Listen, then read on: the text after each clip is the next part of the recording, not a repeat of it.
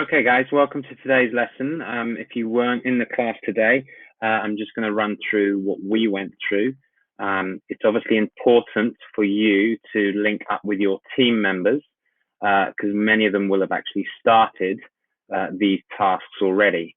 So you need to kind of link with them and make sure that you've caught up and you're obviously forming part of this process. Obviously, we're going to be working in our usual teams as always.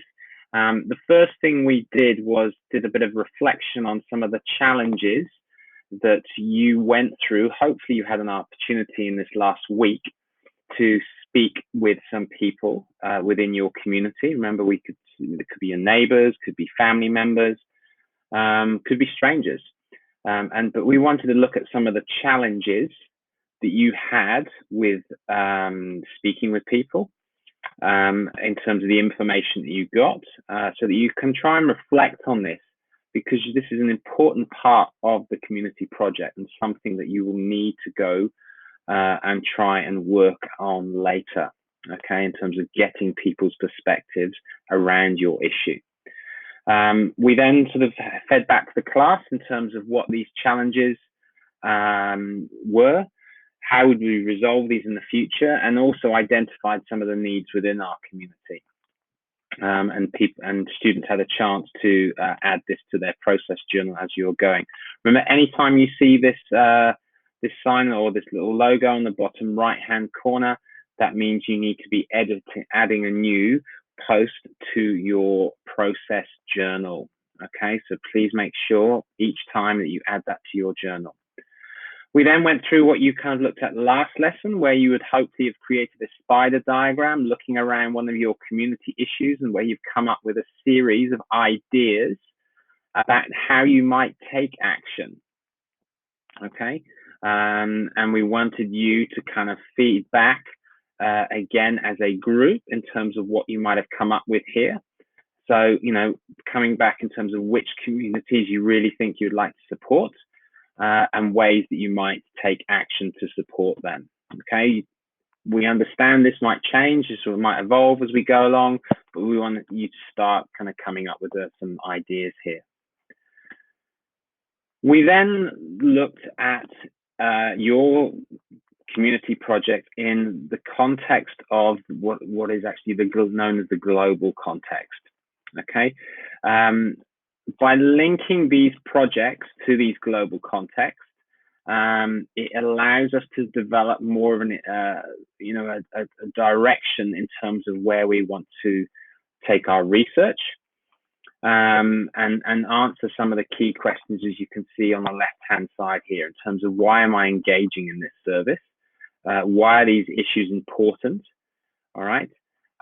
Why is it important to you as an individual? And why should you and others care about this community that you're serving? Okay, now on the right-hand side, you will see there are 6 global contexts. Identities and relationships, okay, personal and cultural identity, orientations in space and time, scientific and technical innovations, fairness and development, and globalization and sustainability. Now, right now, those will mean very little to you, and we understand that. What we want you to start doing is we're going to go through this in more depth in a minute. And this gives you a little bit of more in-depth insight into what those global contexts actually are. We'll come back to this because I'll explain to you as we're going to go forward. So we're going to look at this today in terms of how your project might fit within one of those global contexts. Okay. If we sort of have a look at the link on this side, there is a good link up here. I'm just going to escape, and I'm going to, I've got it open already, take you to here. So on the left-hand side here, it gives a little bit more understanding in terms of what identities and relationships, that global context is. So let's just have a quick read. It says, students will explore identity, beliefs and values, personal, physical, mental, social, and spiritual health. Human relationships include family, friends, community, and cultures, what it means to be a human. Now, things that might fit within here, a project that you might do, we've got laughter therapy campaign in a children's hospital or elderly care home. Okay, so we've got the idea of human relationships, okay, that physical, that mental and spiritual sort of health that comes coming through with laughter.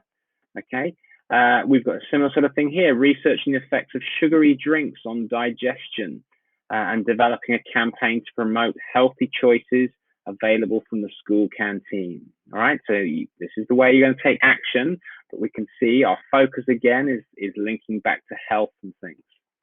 All right, so we can now start to see how the global context, how this global context is linked to these projects. All right, so underneath this link, we've got a series of all of the contexts are explained. Okay, these are then some examples of possible projects that you might do under these global contexts. Just to put them into perspective, we're not saying these are the ones you should be doing. Okay, these are the ones just as examples of what might come under globalization and sustainability, what might come under fairness and development. Okay, what we're going to get you guys to do is we're going to now, hopefully as a group, by going through this sort of process here, you've identified a community that you might want to take action on. And you've kind of come up with some general goals in terms of what you want to do in terms of taking action. Okay. We're going to see how does your project fit within the global context. And we're going to ask you to have a look, how does it fit under each of these ones? Okay. Now, you're going to use this global context model. So again, I've got this open. It's a document that looks like this. Okay, so you're going to share this as a group and you're going to add notes around the outside of this with how your project might link to each of these global contexts. Right? So it's firstly important to understand, well, what are these global contexts? Okay, so let's have a read about them, find out what they mean. How then might our project fit within this? Okay, maybe some of your projects don't fit in it at all, but you can pretty much be able to get any single project in here somewhere if you think about it differently. Now, go back to the PowerPoint slide again. Key things here, how does my global context connect with my community project? Okay, so that's what we need to fill out in here. All right. How does the global context cause others to value and to care about the community I'm serving?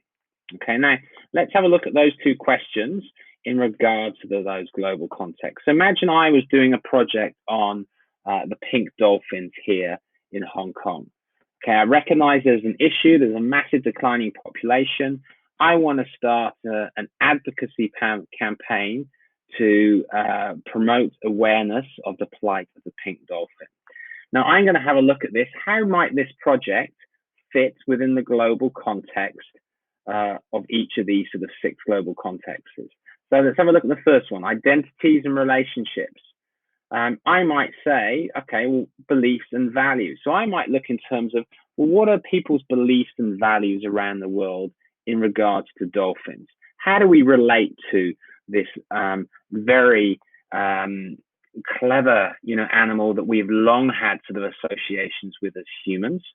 Okay, because remember, we're looking at here, it says human interactions, okay, include family, friends, communities, and cultures. What it means to be human, okay? We can look in terms of our perception of humans on animals here. How do we as humans view animals? How do we view dolphins? Okay, so that's how we might link to identities and relationships. Okay, we then might go, okay, well, let's have a look at it, scientific and technical innovation. Okay, you will explore the natural world and its laws, interactions between people and natural world. Okay, so now we're sounding like my project's really going to get something in this one. How humans use their understanding of specific principles, the impact of scientific and technological advances on communities and environments, okay, the impact of the environment on human activity, and how humans adapt to environments and their needs. Now, for me, I'm going to start going, okay, well, pink dolphins here. I'm going to look at, well, why are they dying? You know, a lot of it has been linked to growth in technology in the fishing industry. Okay, dolphins are caught as a bycatch, you know, when these huge nets come trawling through. I'm going to look at it in terms of pollution, okay, because that's an issue that's born out of sort of technology and things and advancements there, unfortunately. I might even look at the new Macau Bridge. All right, that's technology and advancement to the detriment of the dolphins. Okay, so we're starting to explore each of these global contexts within the context of my own project.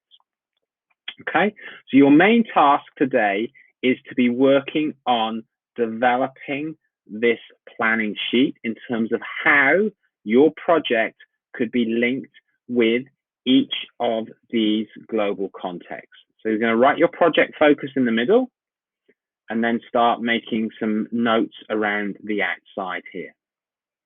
Okay, in the end, you will choose one of these. You will choose, okay, I believe that for my dolphin project, I'm going to actually say scientific and technological innovations probably aren't going to be the best, although I found quite a few, but globalization and sustainability is where my links are going to go. Okay, so that's the main task you will be working on today. Once you have done that, okay, we're going to start looking at in terms of the global context and get you planning out in, whoops, sorry, jumping forward too much. Looking at it in terms of what is your goal? Okay, so what are you going to set out to actually do? Okay, and it could be one of these kind of key areas here. What is your need? Okay, so what is the issue? What is the actual need? Okay, who is the community that you're going to be working on? And what is the global context? All right, now I want you to come up with 2 ideas. You've probably done one in detail today by looking through this planning sheet. What I want you to do is actually come up with 2. So come and think about what might be plan B. You know, I think we've seen, obviously with what's happening in Hong Kong right now, plans change quickly, okay, based on situations. We've had protests, we've had the coronavirus. It's important that you have plan B, okay? So if you guys can come up with what is firstly, your plan A, this is what we would like to do. Plan B, this is what we'll, you know, if things go wrong, this is what we will do. All right. So we need to make sure by the end of the lesson that that is done. Going on to Wednesday's lesson, you're going to start thinking about the importance of how this is connected to you. All right. What is your interest in this? And you are going to have to put together a proposal that you will share with the class. Okay, you will do this in Wednesday's lesson. So don't worry too much about going on to these ones. By the end of today's lesson, we want to make sure that you've got up to finding focus.